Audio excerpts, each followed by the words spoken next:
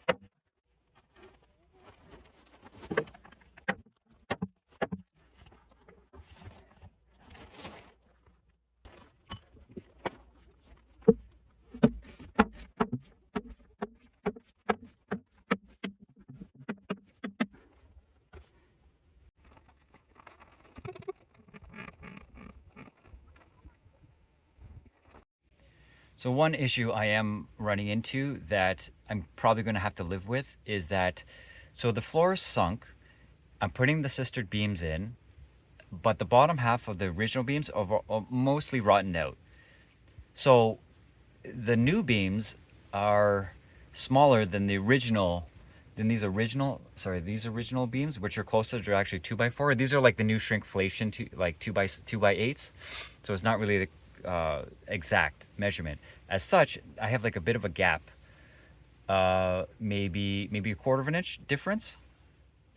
So I'm trying to decide, is it worth it trying to push the floor up evenly level, or just kind of secure it in so at least my bottom is level? That's probably what's going to happen, is that at least give me a sturdy base at the bottom, something that supports the weight of the bathroom and the kitchen upstairs, so that like nothing falls apart. And then I'm already going to be doing bathroom and kitchen renovations and redoing the floors because I hate the floors. It's like this 80s. You ever go to the Bay or the mall in like the 80s, and the bathroom is like this brown square tile? It's like, ugh. Anyways, so I'm going to change that. So I might as well just kind of bite the bullet, secure in the sistered beams as they are now with this sagging floor. The floor sags, so it's going to set it in, and then I will just correct whatever I can from the top. So I'm going to do a fix at the bottom, and I'm going to fix at the top.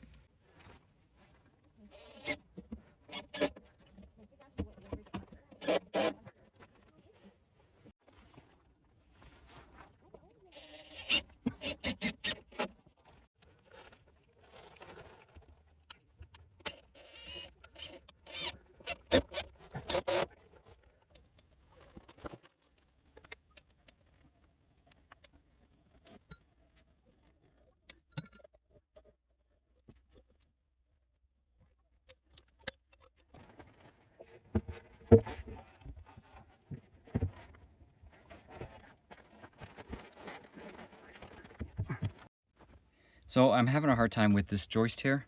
It's directly below the shower. It's super saggy, probably because the shower door doesn't close, and it's been like leaking for like 30 years. So it's very tight on the sill plate.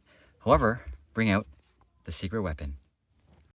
So I'm still having a little bit of hard time getting this not the last one, but the joist under the shower.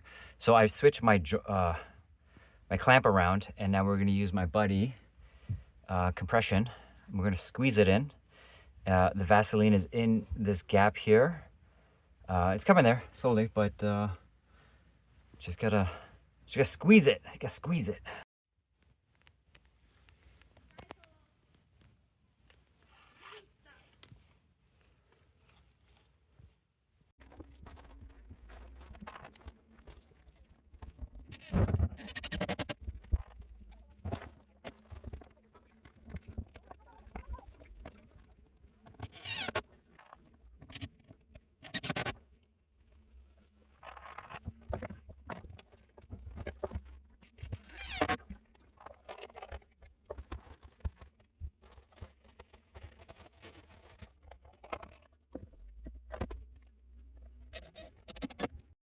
Just a little tip on how I'm getting these boards in. Let's make my life a little bit easier.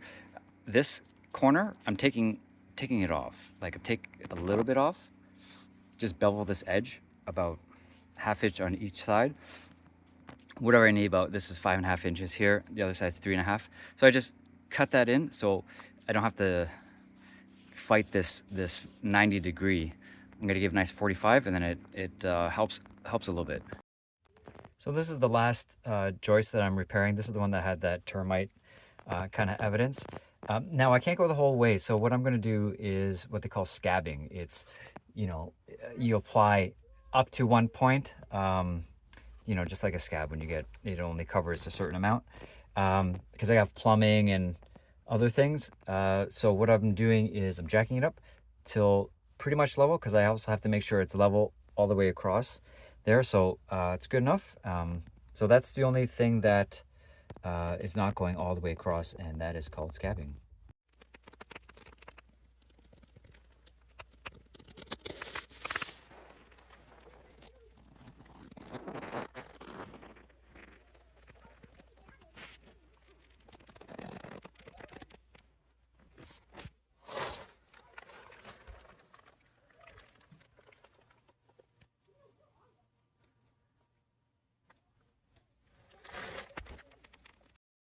So I am done.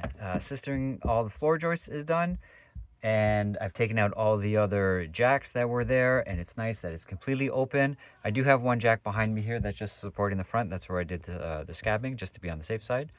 The next step would be running, I have a 16-foot 4x4 beam, temporary, just to put up before I get that metal I-beam. But for now, I'm pretty happy. I can add some blocking. I might do that a little bit later, but that's it. I am done. And all in all, this step up to this point cost me about 450 bucks, 500 bucks. There's 2 jacks I might return, so that could be, you'll say $400 to $500.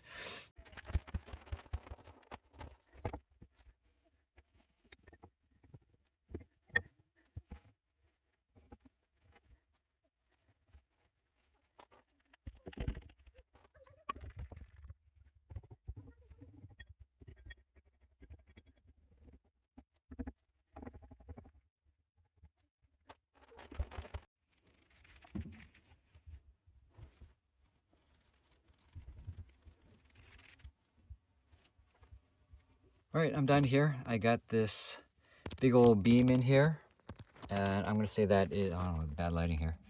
I got some jacks here. I'm gonna say that's a temporary solution. I am going to get a metal I-beam made up, but I'm gonna see how this goes, because it's pretty sturdy, 4x4, pretty straight, and the jacks are holding it in place, and yeah, so we're calling it a day. So thanks for watching, following along. I did this video not necessarily for contracting purposes, but more so just to highlight my adventures in real estate. And if you are getting in real estate investing, you may come across some strange things that you may not know how to do, but there's always a solution and everything can be fixed. So not to worry. I'll see you guys in the next video.